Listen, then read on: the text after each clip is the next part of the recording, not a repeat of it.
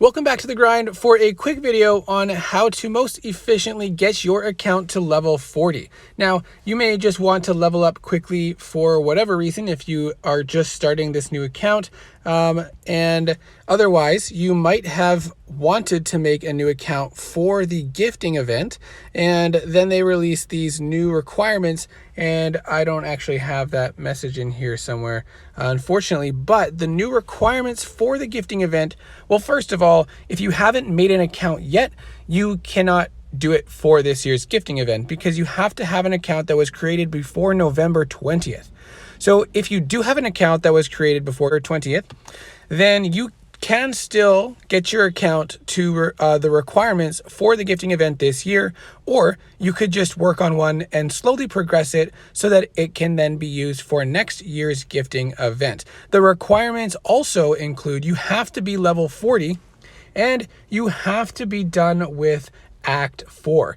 So you have to get through all 4 chapters of Act 4, which is actually quite a bit of content, as well as level 40 takes quite a bit of time. Now, the best way to do this, and I did look at some various quests, whether it was side quest, the event quest, the various catalyst quests that you can do daily, and the experience is just not as good as simply working through Act 4.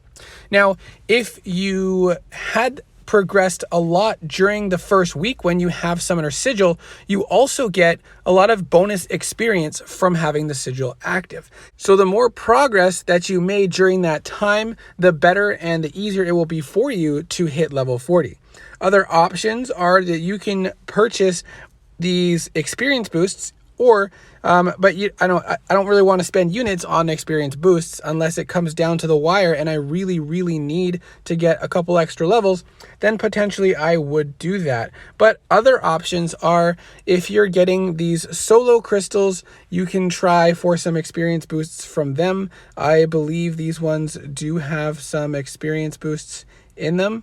Yes, it does have the experience boosts, but it doesn't specifically say what the drop rate for those experience boosts are.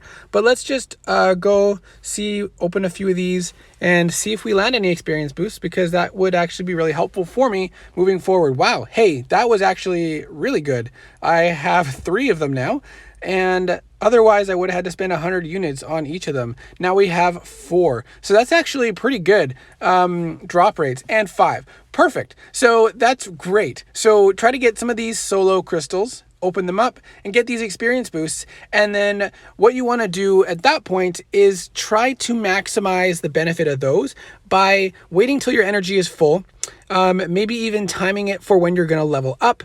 Pop one of those boosts on, use all your energy, level up, refill your energy, and then spend your energy refills as well during the time you have those energy or those experience boosts active. So you want to have some time to invest in it. And the early content these days has tons of revives and energy refills. So you shouldn't really be short on the ability to push through difficult content.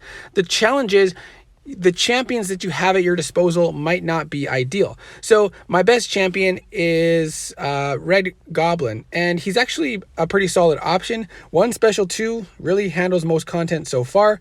I did have Cersei from last month's side quest, so I did level her up to rank 4, and she was very helpful.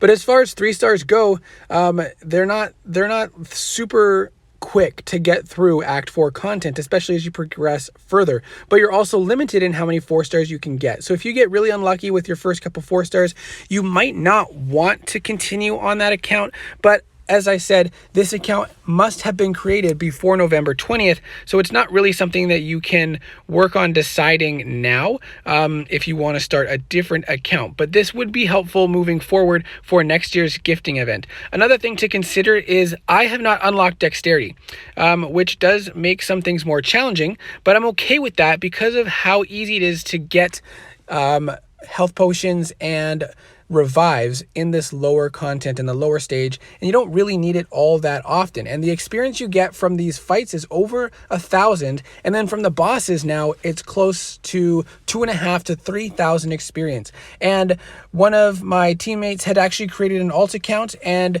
progressed all the way through Act 4.